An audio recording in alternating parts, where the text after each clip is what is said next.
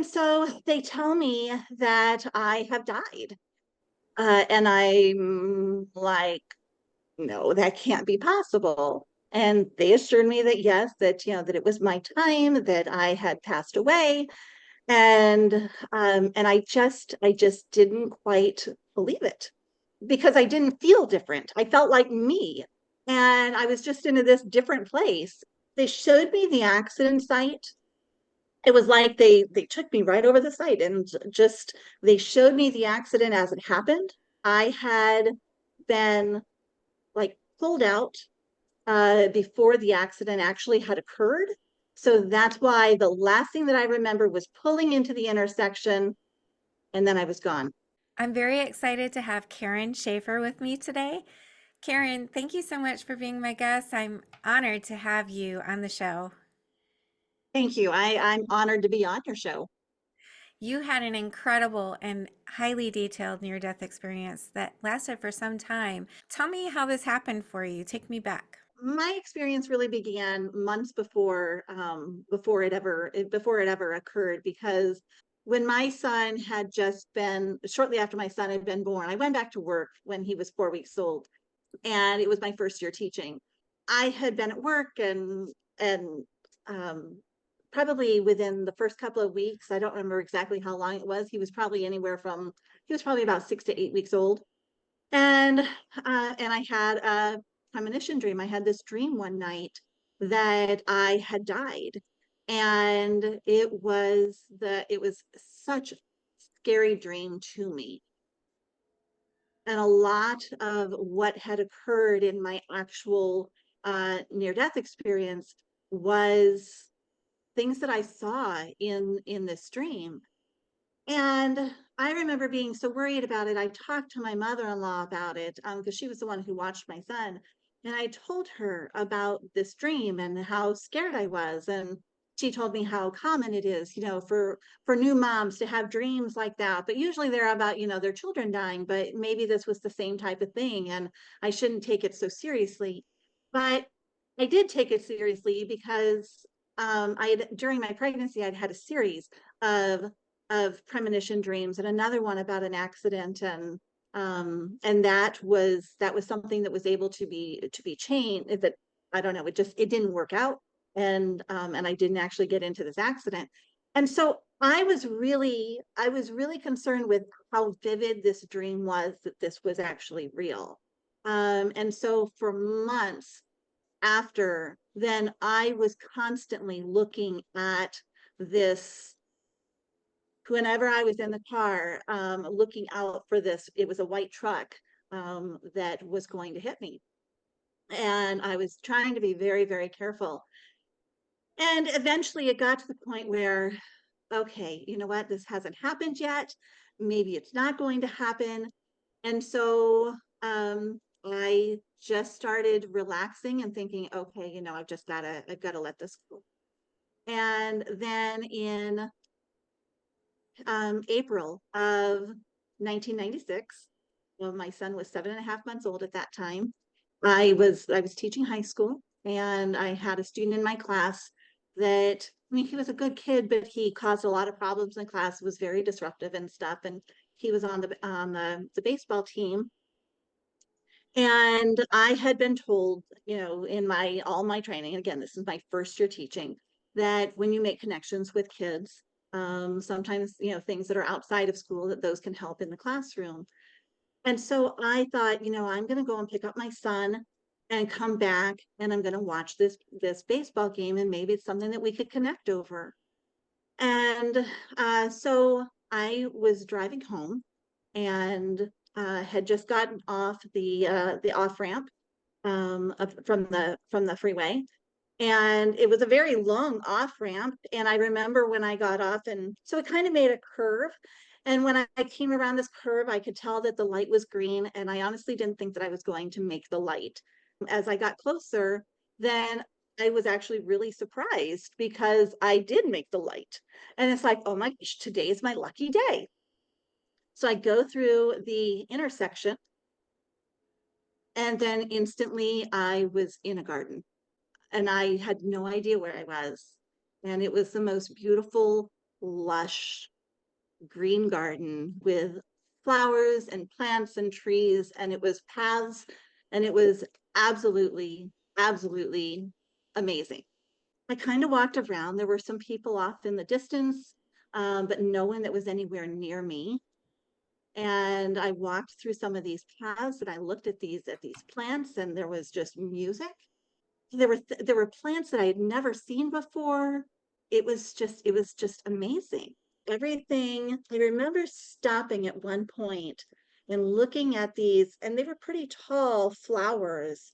They sang, and they just emanated this love and peace. And it was, the colors were like unlike colors that we have here. It was almost everything sparkled and shimmered, and it just seemed rather magical. I walked along a little bit more, and I was trying to just, I'm like, I'm hoping that maybe someone will come closer, and, you know, I'm just taking in this place. And as I'm thinking about, I need to find somebody that, can tell me where I am. And I didn't even think anything about, me. I had just been in the car. I didn't think anything about that.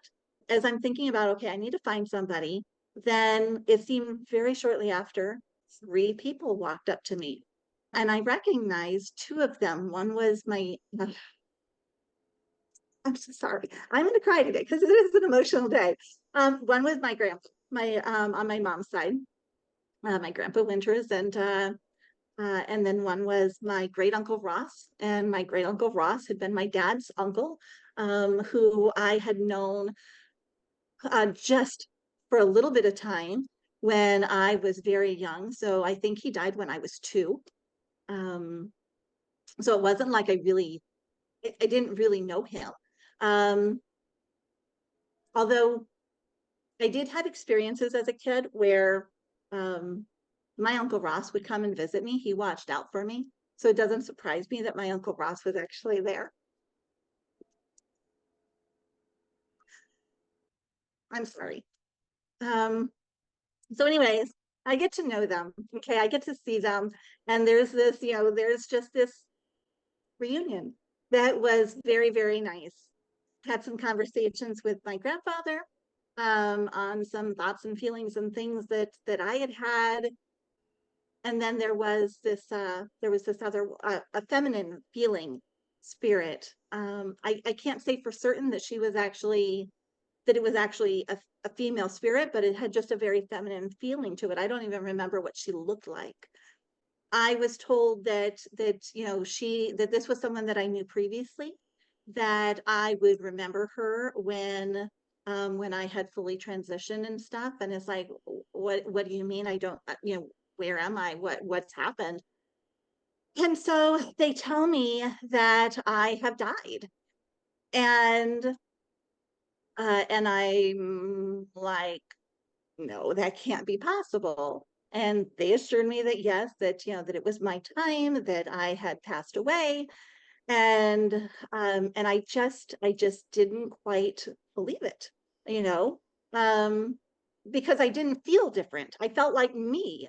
And I was just in this different place. And so they showed me the accident site.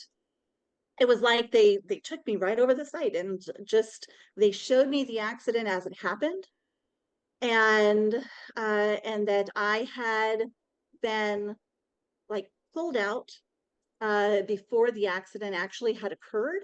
So that's why the last thing that I remember was pulling into the intersection, and then I was gone. And and so it's like, okay. And I was and I understood it. It's like, now, especially now that I've seen that this has happened, I understood it, but I also was, I was still just having a really hard time just accepting it. And part of that accepting it was because my son was 7.5 months old. He was just a baby. And I had said to them, that I can't die. I can't be dead. Jacob's my son. Jacob needed me. And they tried to assure me that Jacob was going to be fine, that this is all normal, it's okay, that, I'm just shedding my human self and transitioning to my spiritual self. And, it's just going to take some time. And some of us have take longer than others. And there were times in which, as they spoke, I felt calm, and I felt, and I felt the love and the peace and everything that is there on the other side. uh, and and then it was just then I would just fall apart again. And so I had seen everything happen, and I told them, there comes a point where, as I'm trying to process this, I have a lot of questions and stuff. And it's like, I just, every time I thought of Jacob, I just broke down. He is, one of my everythings now, but at the time he was my everything. I loved my husband immensely, but my son was he was my life. And it was just, something. So I didn't feel like I could leave. And while I don't necessarily intend it like that I had argued it, it was just more like I didn't believe it. It just couldn't be true. So they pulled me away from the accident site because I'm getting very, very worked up. And suddenly we're like in the clouds, like above the clouds, and everything is just white and bright. And um at some point we go into this area where there's this um like a circular control box, like this platform that we stood at, that was like this desk that you could do wonderful things with, and you could see everybody, and you could, say who is it that you wanted to look at. If I wanted to see Jacob's life, I could see all of Jacob's life and various points in it, or my mom, and or my sister, or my husband. And so they're like, you'll know everything that goes on in their life, and you can be down there with them. And they told me about how I could come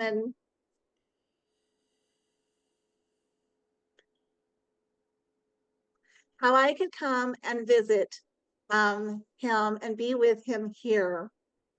They explained that at this time, that one, there are a lot of different ways that we can see and be and know what's going on with our loved ones that remain here. and and part of it is like using this control box. Part of it is that we can come and go. And while we can come here at any time, like our coming and going is like no time at all on earth. So we have to come down here. We can be here for a little bit, but then we have to go back up, because we kind of get bogged down.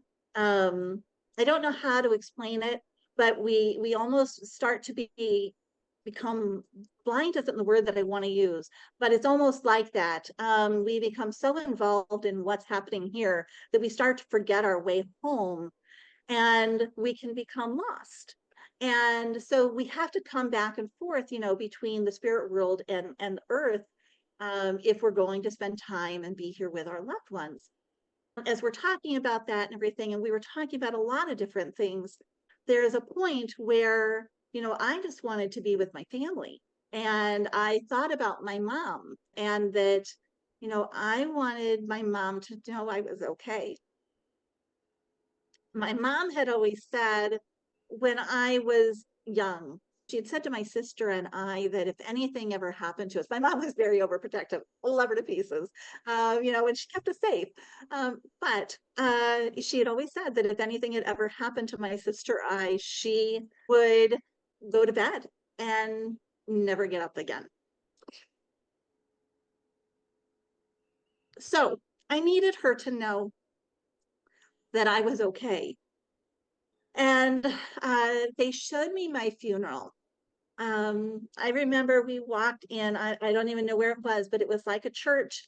And we had walked in, and it was large. It was very, very large. And we went down this central aisle. And I just remember two rows, two like columns of pews and everything that we had walked down. And on one side at the front was my mom and my grandma and my sister. They were on either side of my mom and my sister's family.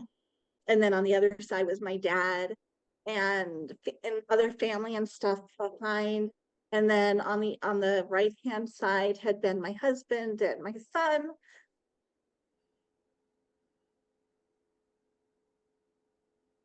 and his family. And I first went to my mom and I stood behind her and I just wanted to give her a hug. And and as I sat there and well, I didn't sit there, I stood, and I was beside her and I said, Mom, I'm okay, I'm here.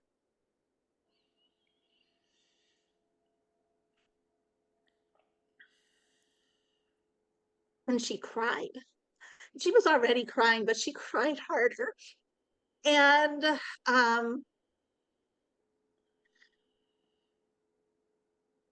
sorry. So she cried harder and I tried to talk to her some more. And every time I tried to talk to her, he would just have deep sobs. And I knew that my talking to her wasn't helping. And I felt that in order to help her, I had to walk away. And so I wanted her to be able to get through that because I knew it was so hard for her. And so I walked over then and I was beside, like to the side of my husband and uh, and my son, and his mom was next to him. And Jacob was just sitting there giggling and babbling um and playing and and my husband was upset and at the time we'd been going through some issues before we had had our son, and I was surprised at how he seemed to be so emotional for losing me. And I was like, oh my gosh, he really did love me. And and then as I'm watching Jacob and I thought about him and he wasn't going to remember who I am. Um and that really bothered me. I wanted him to know me. Um and he would never know the love that I had for him.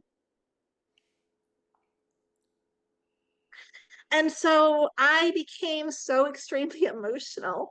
I feel like I am right now. Goodness, I'm so sorry.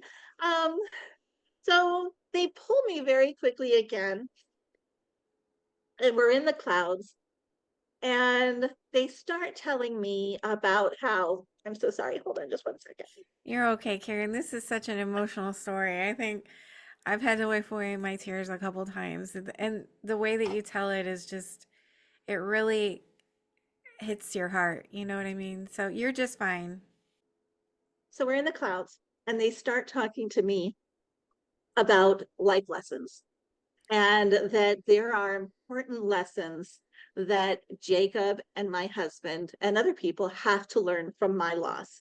This was that it was my time to go, that they had things that they had to do and they had to learn without me. And so we talked about Jacob's life, that Jacob was going, because he was only 7.5 months old, he was going to spend much of the time, his young life, with his grandparents, my in-laws, and they were nice people. They were, and they loved him immensely. But it wasn't what I wanted for him. He was going to be with like he would spend the night, and there would be things that Brad would do with him, but as far as living with them and getting most of his life lessons and just the things that parents teach their kids, it would come from his grandparents. And Brad was going to eventually meet someone, and she had dark hair, and they were going to get married. And while she treated my son okay, when she was going to have her own daughter, and they were going to have a daughter, and I didn't, and I saw the way then that she gave preference to her daughter over my son. And that, and my husband allowed that. And I didn't, I just, that bothered me so badly. And I saw that because of the fact that he didn't have me in, to like, to stop him with some things. And I don't know what it was. It may not have had anything to do with me at all. Just, these are, just experiences that he had to have in his life, that there were going to be some really hard things that he was going to go through. And I wanted to be there for it. I wanted to be the one that was going to, if there had to be consequences, I wanted to be the one. I wanted to be, the um I wanted him to have a mother's compassion that he just didn't seem to get. And there was just a sadness about him, and that just really, really struck me. I know that I had started crying again, and I can't let this happen. Not that I had any choice over it. And I remember that we shifted places, and like I said, every time I would start to get upset, we would shift to somewhere new. And this became a point where now we're like traveling. We went through space. There were times that uh we were in a library, and we talked about just life lessons, life lessons of us all, that just beyond what he's supposed to learn. It was like almost that they knew that they need to pull this away from, let's, talking about Jacob and Brad, and we needed to just talk about what's our purpose. And part of all of this is also they are working to get rid of my humanity, the layers that I had to put on in order to be able to live here on earth. And this happens for all of us. And so um, we start talking about just the very basics. And I don't know if part of this was because I'm a teacher and it just clicked and it made sense, the way that they're talking about it. Or because I know that sometimes other people, other experiencers have talked about these lessons and in slightly a different way that kind of connects more with, that they could connect differently too. But we started out with, I remember going into like seeing like classrooms, and it wasn't like buildings and like universities that we would see, but there were like, we were just in these classroom areas, and spirits would, the people, I don't know what I'm going to call them, the spirits that were there, that you learn basic theory about human feelings, and um uh just life experiences, and how you, like, anger, just, I don't even know how to explain it.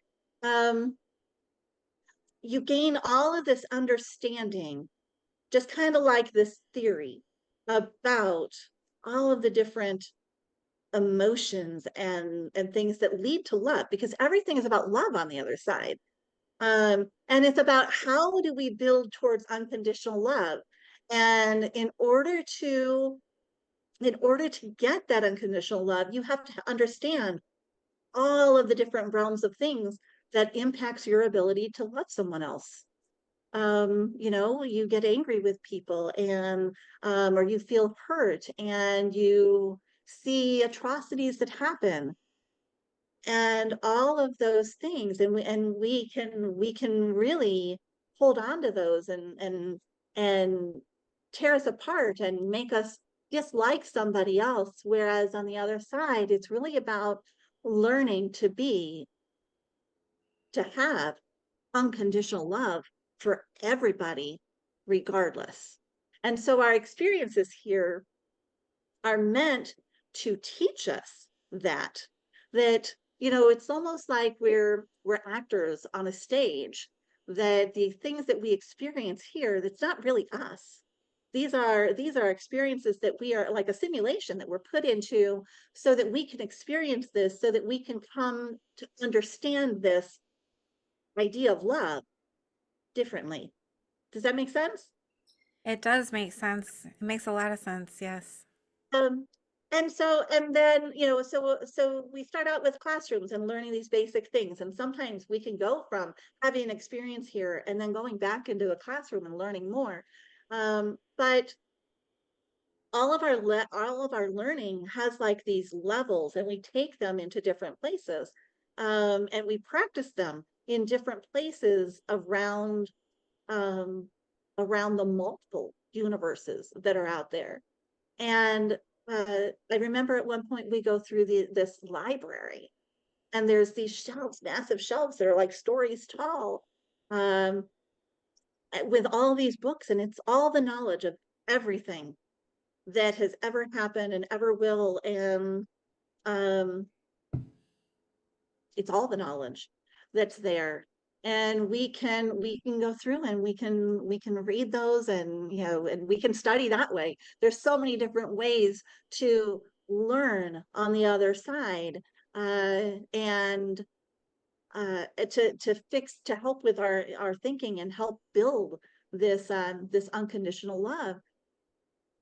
But you have to have this direct experience. It's one thing to learn it, it's one thing to be told about it, it's one thing to see it, it's another thing to experience it, because experiencing it is drastically different. And like just like driving, we start out young and we sit in our parents' car, but getting into the driver's seat and driving is totally different. So it's that same way. So we have got to experience it, and we have to experience all of these various different horrible things, and wonderful things that happen to us to help us build that capacity and that knowledge, for having, and feeling unconditional love towards everybody and everything, and how we look at things. And it's beyond looking at them and thinking that, gosh, you're such a, especially for some of the atrocities that happen with people. It's one thing to look and think, oh my gosh, that is such an evil person. But it's also understanding what's behind all of that, what's underneath that, what led to that, how could that have been changed, how could it have been avoided, how can we do things differently. And so it's I think part of living here on earth, which is like the college level of experience in the universe, part of that is, we deal with so much, because and these types of things keep happening over and over. How do we learn how to deal with that, to stop it from ever happening in the to begin with? And so, at some point, in all of this, we went through the whole idea of this big idea of all of learning lessons, and we got to my life review. And during all of this, we're not talking about my son, and we're just talking, big picture things. And all of that's helping me to like shed my humanity. And I remember there were things I remember knowing, like, oh, that's interesting. And oh, I never, I didn't realize that. I never thought that, or oh, I was wrong about this, or I was right about that. And it was just interesting, and it helped to pull me further away into onto the other side. And I was so much more accepting, and I know that there were times that, I was happiness, I was full of happiness, and feeling this love, and just understanding. I understood it all, why everything happened, the way that it did. We did my life review. And in my life review, I only remember little bits of it. but I do remember seeing almost like everything that had happened in my life. But there was just a point in my childhood that there had been these girls that I'd really wanted to be friends with. I was never in the in crowd, and there were these girls that I had known. So I went to a K-8 school. I know the schools are broken up differently in the United States, and around the world, and but ours was from kindergarten through 8th grade. And so a lot of the people at the time, that I went to school with were people that I went to school with the whole entire time. I had really wanted to be friends with these girls, and they just didn't accept me. And that had always been something that had bothered me, throughout school. And even though I had my own friends, I don't know what it was, but anyways, I remember seeing that in this case, I had always looked at it from the standpoint of how they made me feel. And my life review wasn't about how I felt at all. I mean, it might have come into play a little bit on this is why I did the things I did, but it always came back to how did you make the other person feel? And I couldn't tell you today what it was that I had made them feel, but there was something that that I was impacting them as well. There were things that apparently I needed to change, or could have changed during that time, and understanding them differently.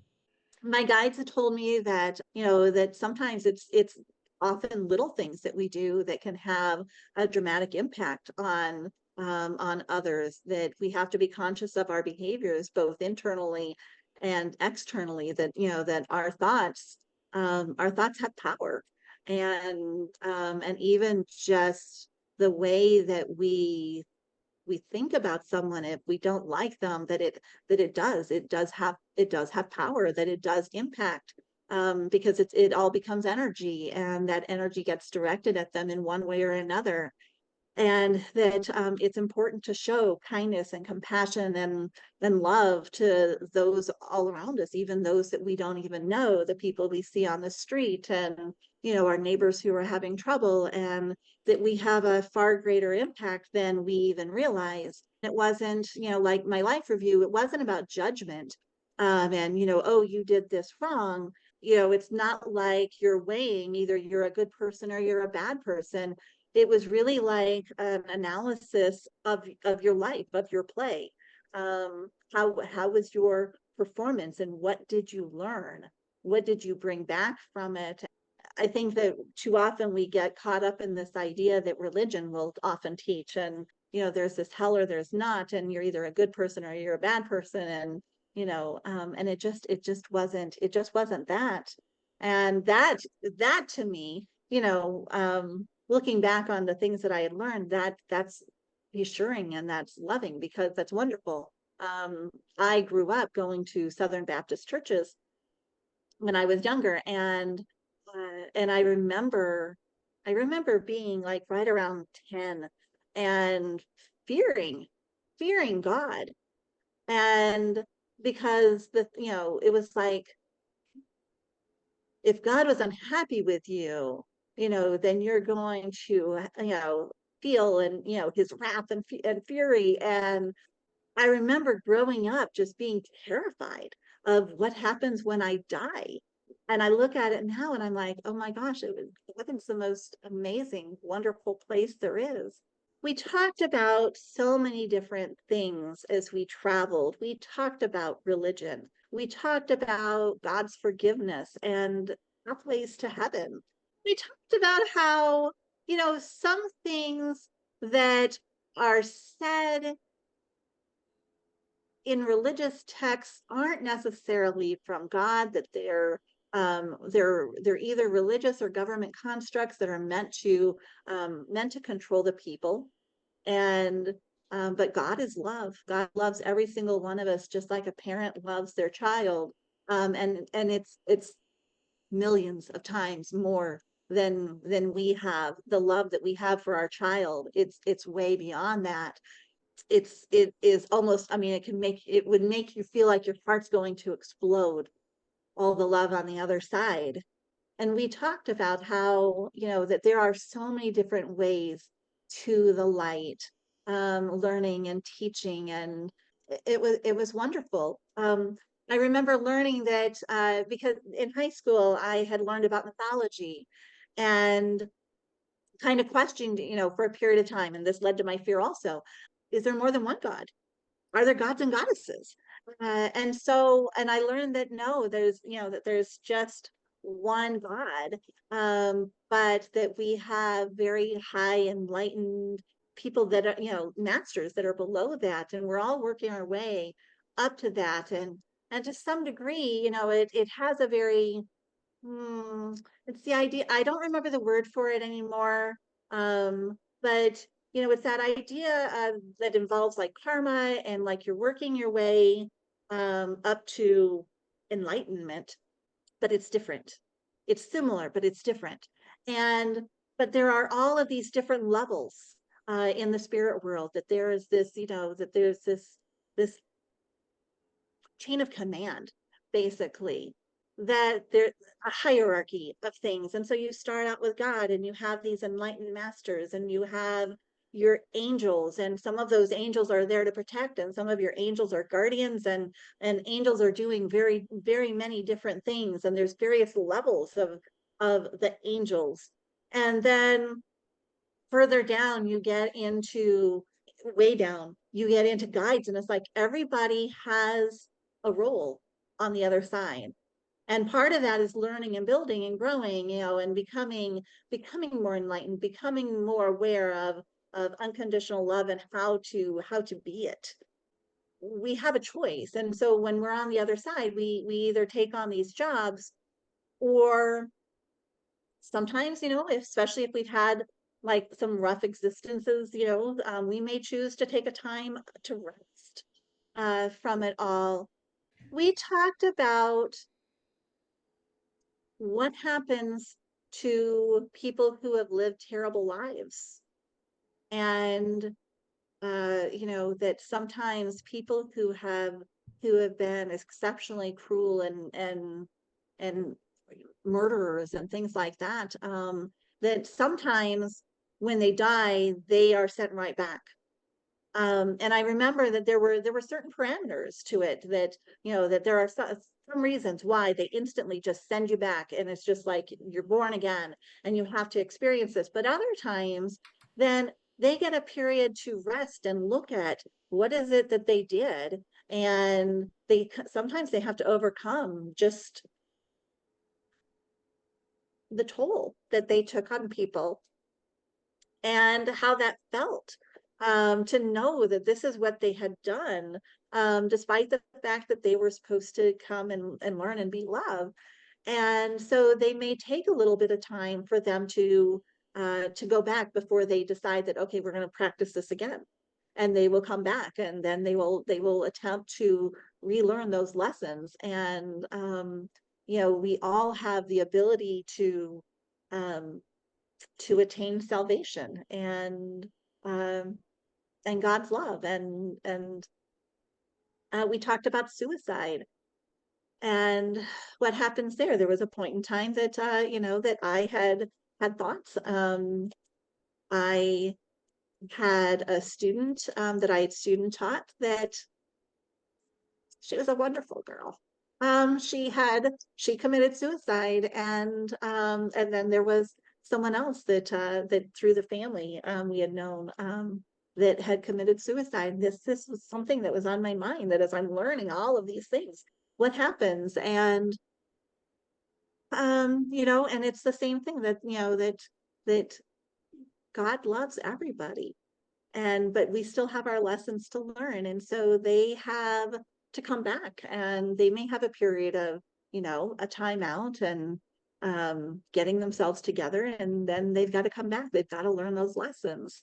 So I remember at one point, I remember seeing these shooting stars, but they were going both ways. It was just these lights in the sky, and I had asked what that was, um, and they said that it was all the people that were coming and going from Earth, and through the universe, because whenever we go into a new realm for a new life, we can't think of the other side. And uh, knowing everything that we know about who we really truly are and all the love that is there and how amazing it is, that when we go through these rough experiences as as our characters, my character of Karen, whatever, I've had to go through, and you know and yours and everybody's, it would become at times too much for us, and all we would think about is being on the other side. And there are some times in my life since that I can stop and say, especially my first year being back, um I really had wished that I had not come back, um, that I had stayed. And because knowing everything that it makes it really hard sometimes to be here. Um, we talked, so there was a point that we were in space. We talked about all the different, about Earth. We talked about all these galaxies and universes and everything all over, beyond anything that I had ever known. And that each of these spaces is tailored specifically to certain types of experiences and certain types of learning. The time, the way time works in each area is drastically different. That spirit time, heaven time is master time. That can be manipulated. Um, Even here, it can be manipulated on the other side, but that as we're going through it, it seems like everything takes so long, but in reality, it's all just a blink of an eye. It's so fast. Um, so we talked about how when we come here, that not only that, these lessons are so important, but, and we have people that come into our lives. We talked about soul groups and how we come in. And like Brad and I had been part of a soul group, and my family, and, we have all of these people that we may make an agreement. Okay, we're going to go down, we're going to practice this together. We've got lots of different types of spirit groups that are choosing to come. And in my life, then initially Brad and I were supposed to have a daughter, and I learned this by I had seen, I met this girl that was supposed to be our daughter. She was supposed to come instead of Jacob, and she had changed her mind. So there were some experiences that she wasn't prepared. She had changed her mind and didn't want to go through that. And since I wasn't going to be on Earth long, then she chose to stay behind. And Jacob came from a different soul group. He came from a different soul group so that he was willing to jump into this group that he didn't really know, and was willing to go through some of the challenges that he was going to face. And it was at this time that now all of a sudden I'm thinking about Jacob again, because we've gone through all of this stuff that had happened, and all this learning, and all of a sudden, Jacob, thinking of him was just heartbreaking again. And it's like, oh my God, I can't leave Jacob. And so at this time, they decided that they were going to show me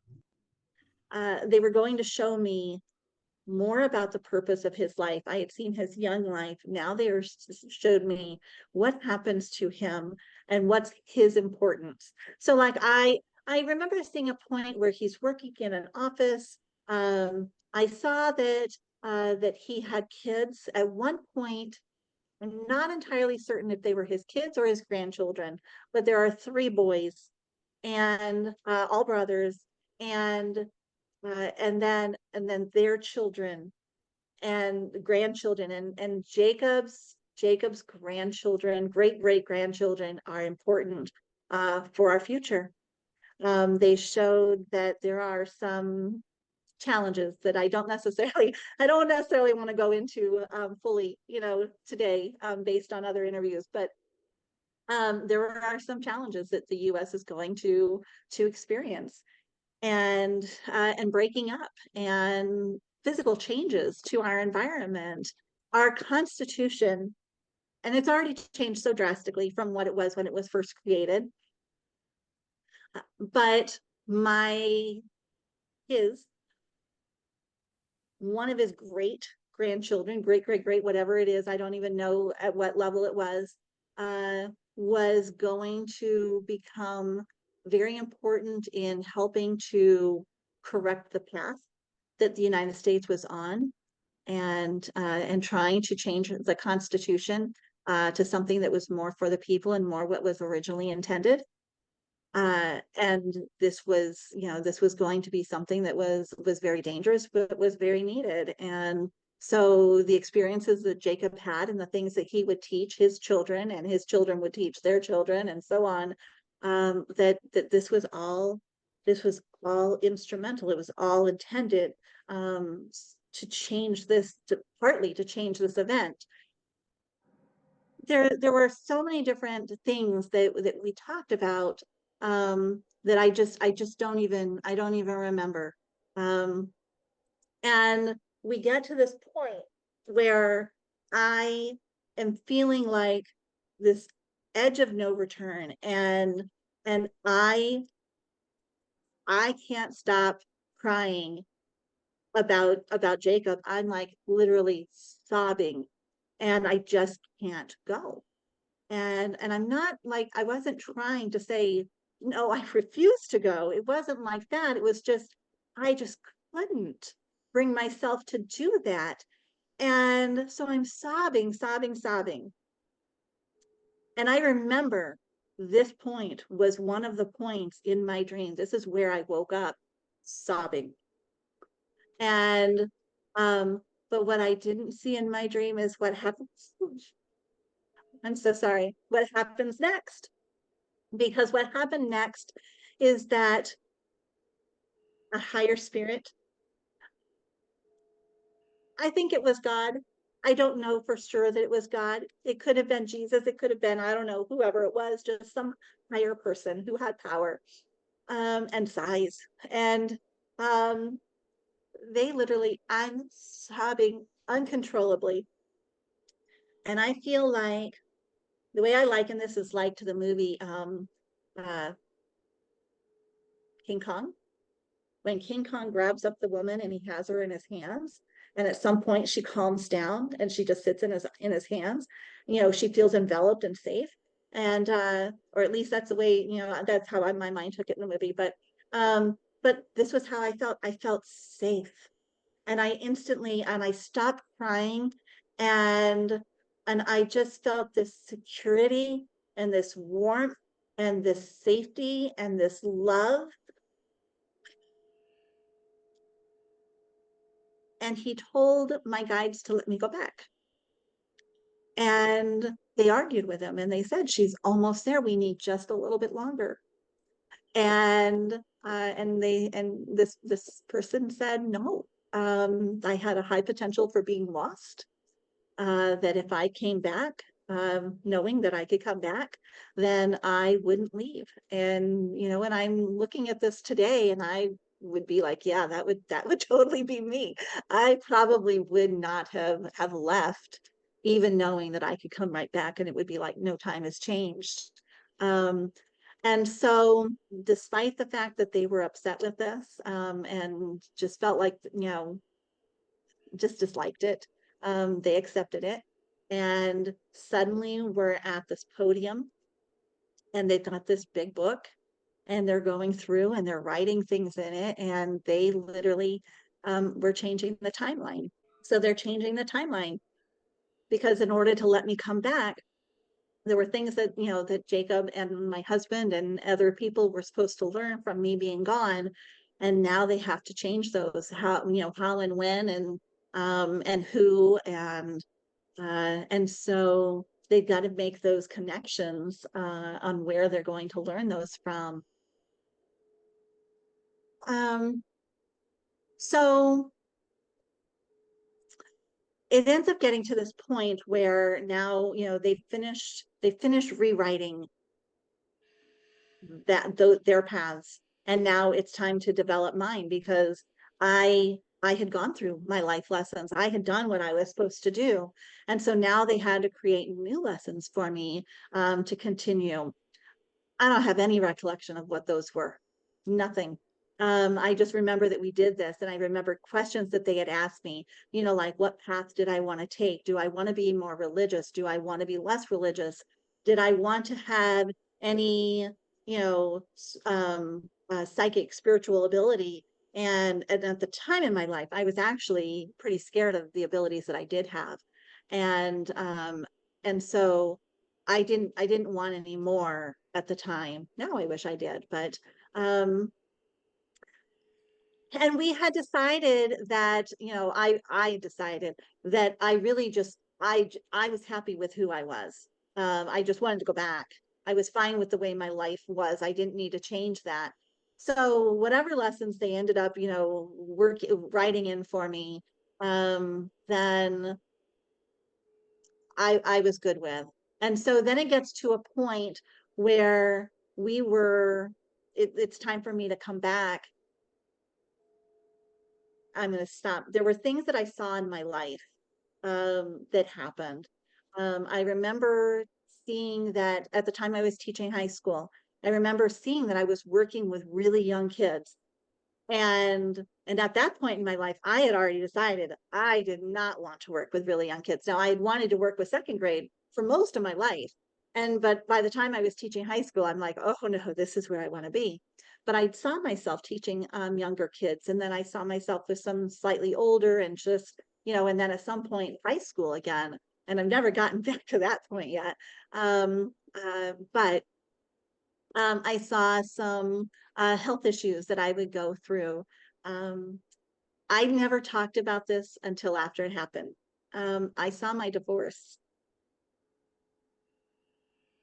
I saw me being alone, and because at some point Brad has to learn the lessons without me. And I literally, we were married for 27 years. We had been together for 31 total. And I held on to that so tightly, hoping that it would never actually happen. I didn't tell him, I didn't tell anybody that I had seen that, because quite honestly, I hoped that would be one of those things that would change. If I don't talk about it, if I don't bring it up, maybe it won't actually happen. Um, but it did. And so it's been about 6 years now. So then we talk about my next death and how do I want to die. And I had said that I wanted it to be fast. I wanted it to be painless. I was fine with the way that I had gone this time because I didn't feel anything. And so I do remember seeing a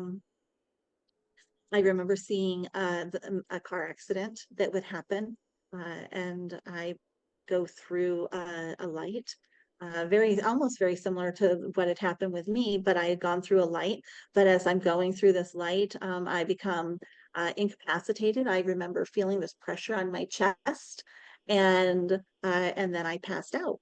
And so I go through this light, and I end up hitting a car, and and I remember that there were things that I remember seeing. I remember seeing something in my back seat, but I don't know if it was like the head of the seat or if it was like someone else was in my back seat with me. And I remember being really worried about what happens to the people that I hit, and they wouldn't let me know what happened to them.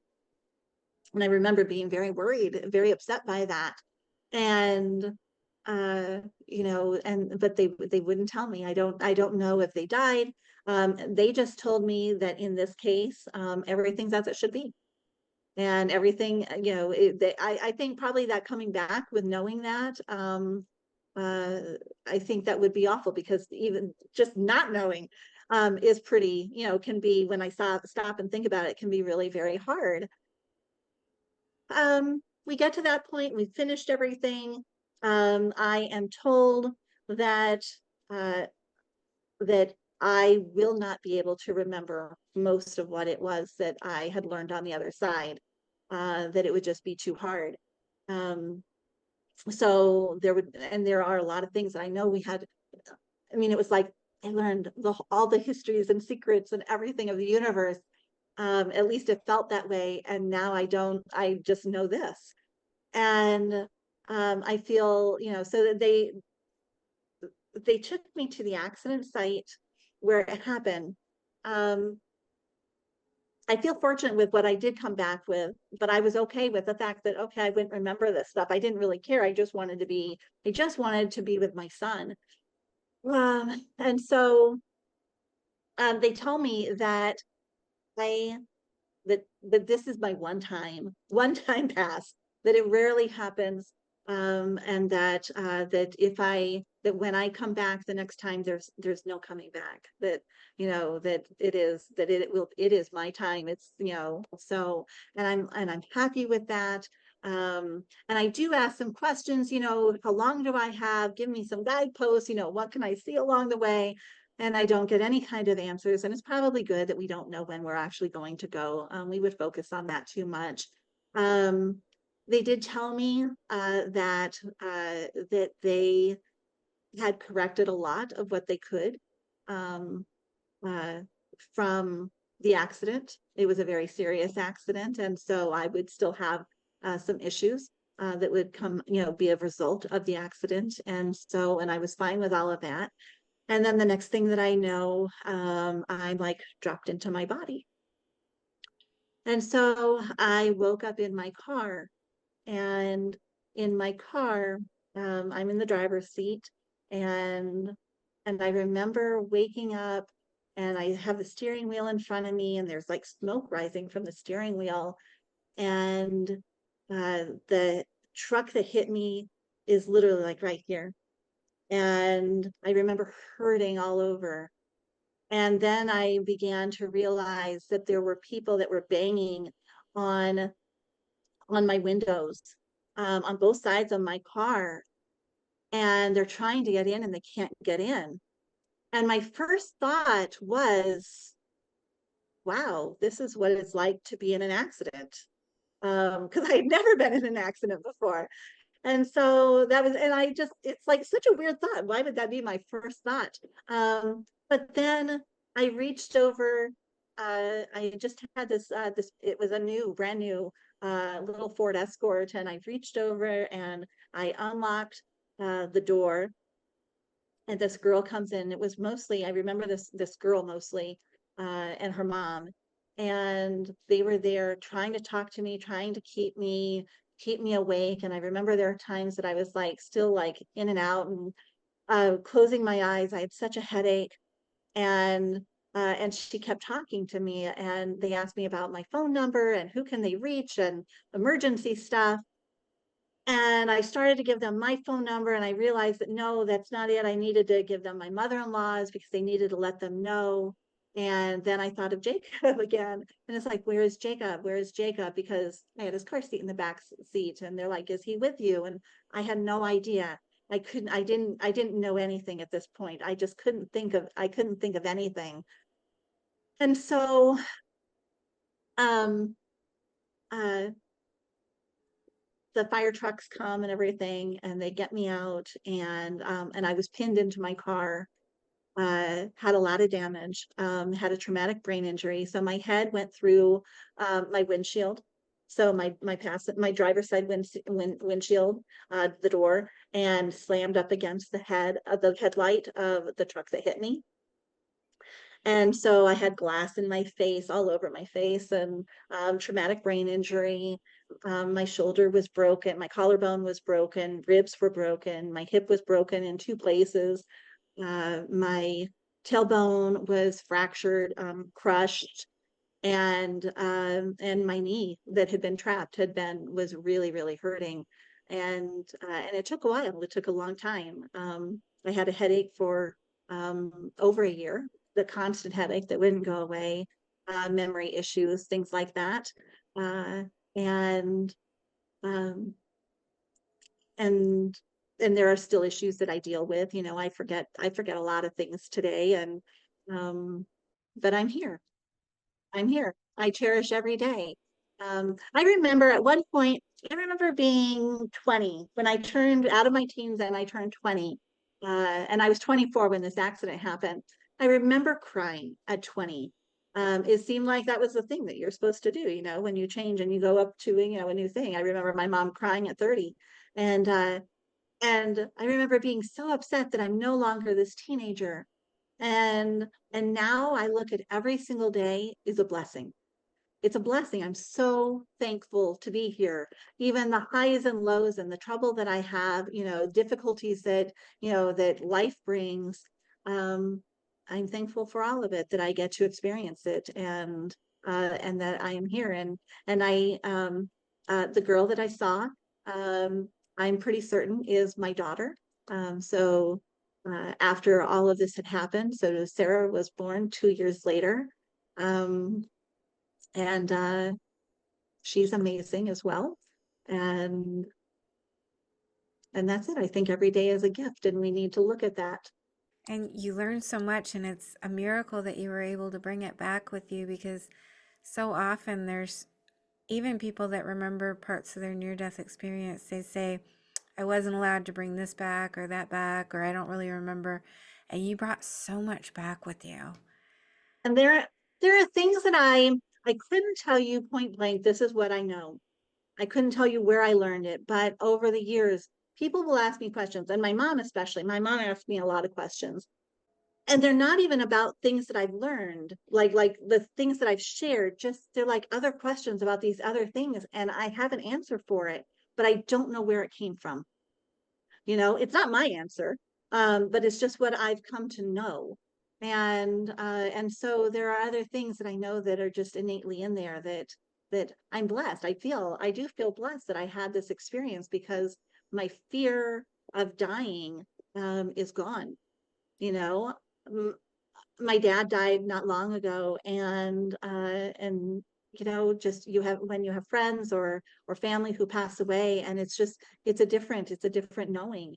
And while you know I grieve still, it's a matter of, I know where he's at, and I know he's okay, and that brings so much peace. And that's what I want for others. I want others to find that peace. There's so much fear in the unknown. There's so much fear about, and that religion just instills in you, or having no religion. All of those things, really, really impact us. And really, I just want people to know that God is love, and it's an amazing thing, and that the things that we do here, on one hand, we take them seriously because we're so deeply involved in it, but on the other side, it's also like, don't take it so seriously. You had a discussion about many different things over there. Did you discuss hell? Is that something that you learned anything We about? did. We did. And that was one in which, when we talked about hell, hell is more of a personal making. Almost in some ways, Earth is almost like hell. But that isn't the intent of it. It's just the difficulty of it. And really, hell isn't like a physical place, like the fire and brimstone stuff like I had learned about, from when I was growing up. It is more, a mindset, something that we put ourselves into because of the things that we have done, and how we impacted others. And we can come out of it.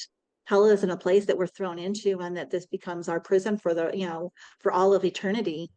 We have the opportunity to escape it, and to try and um, mend things that we've done, or try to learn to get how to get past it.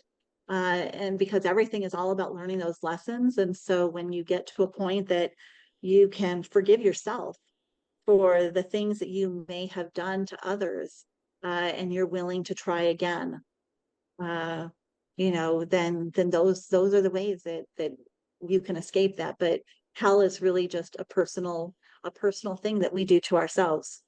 I love that you talked about it being a simulation. You touched on that. And I'm going to go a little bit deeper into that for just a minute and talk about the simulation. Who is creating it? We all create it.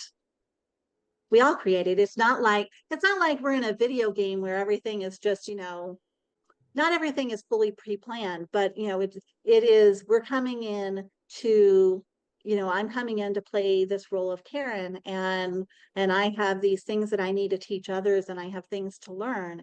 And so as I'm here, I'm going about my little ways. I'm thinking like, like the little Pac-Man men, going around, doing the things that we need to do. And uh and so, but they're all based, everything that we do is based on goals that we've made and things that we want to learn. And while we have free will, we can choose to ignore a lesson. There are things that are presented to us that we can totally, we can be in the mindset that one way, and we just keep declining learning this rule, our lesson, or whatever it is that we're supposed to gather from it. And so it's just going to keep presenting it to us, in a different way. And it may not be the same person trying to teach us that every time. And it can be strangers that we meet that can teach us our lessons, that we're almost like, okay, we haven't learned this lesson, and so Tia's teaching me this lesson, and so now it's going to, but I won't lose. I'm just like refusing to learn this. I'm set in my ways for something. And so maybe it's going to be someone else. That it could be, I could be walking down the street and someone can say something or do something that might be my aha moment for it. And I don't even know that person. That person has no major impact on my life or on any of our lives. And so we learn our lessons not just from those people that come in and really have an impact on us every single day. They come and go, and they can be literal strangers that we can learn from. That leads me to want to talk a little bit more about how you said there was like these ascended beings that were maybe there's different levels of beings, like with God being at the very top. And so then are we just working towards oneness with God, or is there a place right below that we stop? What's the ultimate goal? Our ultimate goal is having unconditional love for every single being.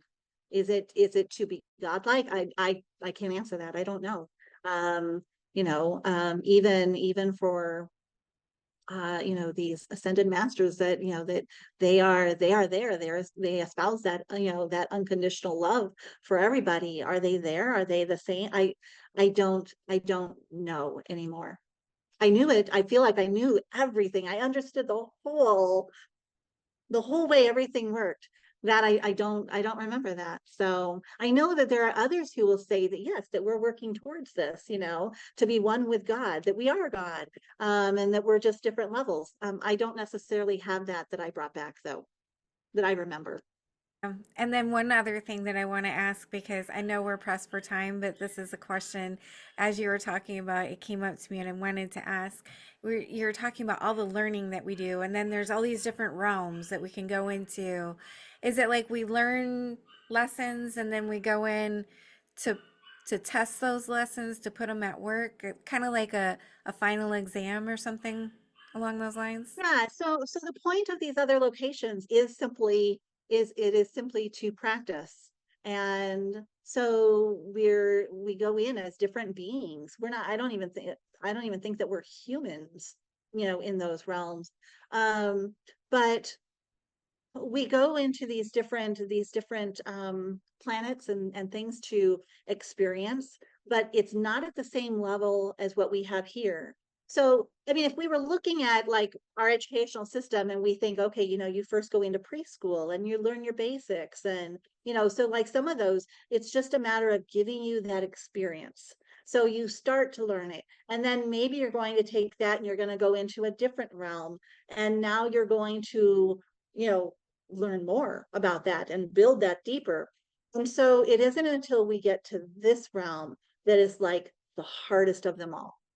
And we start out, baby levels also. And so it's that matter of that constant, we return in many, many times. And it's all a choice. We don't have to return, but we choose to on the other side. And many people will say, oh, I'm never coming back to this place again. Well, that's your earth side speaking. So, But here, earth is that ultimate. We start out baby levels of learning still, even beyond. We've got all of this level of learning underneath it, and now we're here, and we're now like really fully applying what we've learned, and going through all of those higher things that we have to do to really fully get it. Karen, if my audience wanted to reach out to you, if they had questions for you, would it be okay? Yes, absolutely. If they're nice and respectful. It's really hard sometimes to get some really, harsh emails, but I mean, it happens too. I can't always guarantee, depending upon, because I am a teacher, I have a family. I will try and get to, to people as I can, if I can. But certainly my email that they're welcome to message me at is Karen, Karen, dot, it would be Phoenix Spy. But I spell it, it's the abbreviation for it. So it would be PHXSPI at gmail.com. So I'm part of a paranormal team, and that's one of my emails through that. So that's the easiest one that is like, okay, I'll have everything go to that. It's easy to know. Oh, wow, that's really interesting. Do you feel like you have kind of like a connection to the other side? I don't know. Is there something there that helps you on this paranormal team that It does. otherwise you wouldn't have? I think yes. So the people that I work with, it actually started with my sister and one of her friends, um and so she's like, based on your experience, this would be a wonderful thing, and because I do have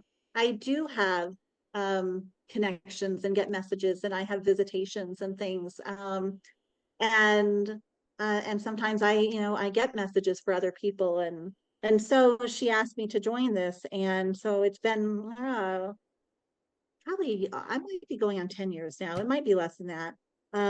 But yeah, there have been some things that I've really been able to help people, and feel certain things and connect them with family, and help people realize that some of the things that they experience that are paranormal, that they may think uh, are ghosts, that something's going to hurt them and harm them, really isn't even that at all. That it's family wanting you to know that they're okay. And a lot of times, not that they intend to scare you. I don't think, our loved ones on the other side ever want to do that. But sometimes the things that they do are just trying to get your attention, to be like, hey, hello, I'm here. And so some of those things really, really frighten people. And yeah, so I love that aspect of being able to help people, uh being on a team like that. So Well, you definitely have some insight into what's going on. yes, yes. This has been amazing. I want to thank you so much for being my guest. If you had one message to leave with the audience today, what would it be? Wow, just one, huh? um i think It doesn't i have to be think just one. It can be multiple. well, my first one is really just know that no matter what happens, no matter what people on earth will say, God is love. God loves you no matter who you are, what you are. Do the best to be the best that you are. We're all learning. We're all doing, we're all trying to find our way. But God is love. And don't let others, tear you down for it. And that's the one thing that I think is really the most crucial, that I want people to know. The second thing would be that, our path is meant specifically for us. Um, and and the things that we learn on it are tailored to building those lessons. So I think that people need to know that what is true for them may not necessarily be true for somebody else, because it's not meant for them. And so on your path, whatever, anything that rings true in your heart, and not so much your heart, and not in your brain, it's that gut feeling. If it rings true in your gut, accept it. That's on your path. That's telling you, that's pulling you, you know, um, that's where you're supposed to be. And So anything that's not, if it doesn't sound like something that really fits you, that doesn't sound like, oh yeah, this just doesn't make sense to me, toss it out, including my experience, or any other experience that you hear. If it doesn't make sense to you, if you don't believe it, toss it. It's not meant for you. I love that. That is such good advice. I always Thank you. think about that when people don't resonate with something, it wasn't meant for them. Mhm. Exactly. Karen, you're a blessing. I Thank appreciate you. you so much sharing this good word that you have, this beautiful message of hope and inspiration. And I just thank you so much for being my guest. Oh, you're welcome. Thank you so much for having me. Thank you for being here. I just want to tell you how much I appreciate you being here and supporting my channel. If you haven't already subscribed, please consider subscribing if you enjoy near death experiences and other spiritually transformative stories. It helps the algorithm know that this information is useful and push it out to more people. And that's the goal, to get as many people to know that we are eternal spiritual beings and that we never die.